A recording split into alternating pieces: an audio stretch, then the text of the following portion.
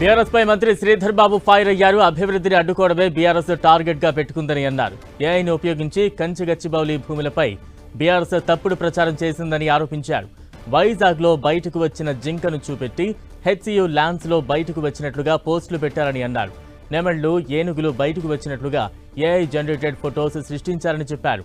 విద్యార్థులను రెచ్చగొట్టేలా సోషల్ మీడియాలో పోస్టులు పెట్టారని శ్రీధర్ బాబు అన్నారు.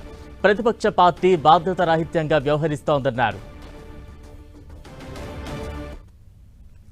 ఎట్టి పరిస్థితుల్లో అభివృద్ధిని అడ్డుకోవాలి, ఏదో నెపంతో అడ్డుకోవాలి, ప్రజలను ప్రక్కదారి పట్టియాలి అనే ఆలోచనతో ఒక పక్కన బీఆర్ఎస్ ప్రధాన ప్రతిపక్ష పార్టీగా ఇక్కడ బాధ్యతాయుతమైన పాత్రను నిర్వహించకుండా రాష్ట్ర ప్రజానీకానికి, రాష్ట్ర సంక్షేమానికి, అభివృద్ధికి నిరోధకులుగా తయారైతూ ముందుకు నడుస్తూ ఉన్నారు. మన హైదరాబాద్ సెంట్రల్ యూనివర్సిటీకి సంబంధించి ఒకటి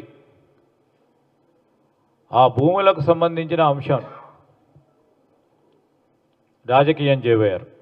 అది హెచ్సియు ల్యాండ్ కాదు, ప్రభుత్వ భూమి అని సుప్రీంకోర్టు తీర్పు ఇచ్చినప్పటికీ ప్రైవేటు వ్యక్తుల పరంగా పోతా ఉన్న ఆ భూమిని రాష్ట్ర ప్రభుత్వం, ముఖ్యమంత్రి గారు సుప్రీంకోర్టుకు సంబంధించిన మరి కేసు ఉన్నప్పుడు ఎట్టి పరిస్థితుల్లో ప్రైవేట్ వ్యక్తులకు దారదత్తం కావద్దది అని ప్రభుత్వం తరఫున సుప్రీంకోర్టులో పోరాటం చేస్తే స్పష్టంగా సుప్రీంకోర్టు ఇది సుప్రీంకోర్టు ఇచ్చిన తీర్పు, ఇది ప్రభుత్వ భూమి అని ఇవ్వటం అందరికీ కూడా తెలుసు.